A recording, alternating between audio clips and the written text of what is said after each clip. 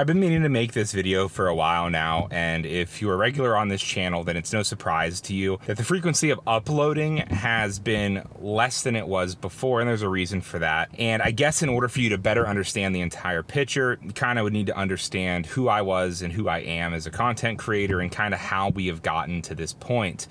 This video is not going to be for everybody, totally understand that. I'm sitting in my car, the quality probably isn't phenomenal, but it's from the heart, it's unscripted, and I just kind of want to get this out and kind of just move forward with the channel from this point moving forward. So back in about 2018, 2019 is when I would say, got kind of hooked on the concept of live streaming and being an internet personality. And like a lot of people have done, I took the path of starting on Twitch. I really wasn't a content creator. I wasn't making videos. I was just live streaming a bunch, and we had some marginal success with that. I think that I got up to about 1,000, maybe 1,500 Twitch followers before I moved on to greener pastures. You know, back in 2018, I feel like live streaming was still a pretty new concept, and there was a lot of platforms that were still up and coming, kind of much like it is today in 2023 with platforms like Kick.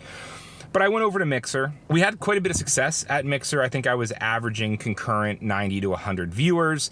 And then I got an offer from this new platform called DLive, which at the time was poaching a lot of content creators from Mixer, Twitch, and Facebook. And I signed a contract with them where I did stream full time for a decent amount of time. It was backed by cryptocurrency, which is funny. Crypto didn't really have the stigma that it does today, but it ended up being a rug pull. A lot of DLive creators got burned out, and I kind of took a hiatus from content from that point moving forward. Fast forward to 2021, I bought a VR headset. I'd never really experienced VR before, and I instantly fell in love with it. When I was streaming back on DLive and Mixer and Twitch, I built a following off of playing survival games. I built a following off of playing MMOs like World of Warcraft, and then I would play just a one-off random game every now and then, or like a scary horror game or something along those lines. When I found VR, I instantly fell in love with it. It was really hard to find games within that genre, so I really just played anything that I found interesting or could get my hands on, and I knew from that point moving forward that I wanted to make content based around virtual reality. It was new, it was fresh, it was exciting. So that's exactly what I did. A lot of those early videos aren't great. There was still a lot to learn about editing and making VR game content look good in a flat screen, YouTube style video. But we got better. And this is right around the time that I, started a TikTok as well. TikTok, those early, 2020, 2021, 2022, things were almost too easy to grow an audience on TikTok. And I hit a lot of success on YouTube being variety, got up to about 1,000 subscribers before my first burnout really set in. But on the flip side, what happened during that YouTube burnout phase is that I gained a lot of success on TikTok really quickly. Videos were going viral. They were getting hundreds of thousands of views, and I slowly pivoted from being like a YouTube content creator over to kind of a TikToker, which is a rocky road. I didn't fully understand kind of the mental strain that was going to put on me until recently.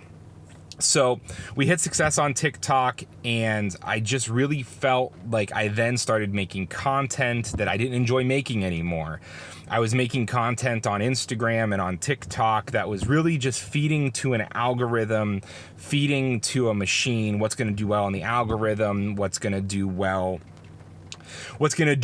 for this algorithm, this mysterious thing that is pushing my videos out to just a number. And it didn't feel like I was making content for myself, and it didn't feel like I was making content for people anymore. And it really started messing with my head, with authenticity and self-identity issues. And then I established that I was going to go back to my roots. I was going to play survival games, and I started doing that right around the time this game called Ghosts of Tabor came out.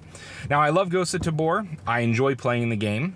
I enjoy making content around the game, but I chose on YouTube to go all in on Ghosts of Tabor, and it paid off. We went from 1,000 to 3,600 subscribers, basically pretty much all around Ghosts of Tabor content. The problem with that is that Ghost of Tabor development cycle doesn't quite fit the content schedule that I have. I make a lot of guides and educational videos. I'm not really a funny guy or a meme YouTuber or anything like that. I enjoy making things educationally. I enjoy being good at games, and I don't see myself being able to do that long-term sustainable with Ghost of Tabor for the next 3 to 5 years. So I'm really at this crossroads of not knowing what to do. I'm finding myself playing a lot more survival games. I'm finding myself playing other VR games and kind of going back to just making content that I identify with, content that makes me feel good, and content that in games that I want to play. And that doesn't necessarily fit the mold anymore for what a vast majority of people have followed me on YouTube for. I also made a new TikTok account where I've been posting content that I enjoy to post, and I've been live streaming gameplay over there, and I want to do live streams here. So for those of you that followed me for Ghost of Tabor here on YouTube, and that's the only content that you care about, it's still going to happen. I'm still going to make Ghost of Tabor content. It's just not going to be the main focus of the channel. I want to experiment with other stuff. I want to play flat screen survival games. I want to play stuff that I enjoy playing. I want to make content both in VR and both in flat screen, and just at the end of the day, release things that I'm actually proud and happy that I made. If you're not into that, I totally get it. I understand exactly where you're coming from. People like to watch what they like to watch, but for the longevity of my channel, I need to change and go in a different direction. So hopefully you guys join me for the crazy ride, and we'll see you all on the next one.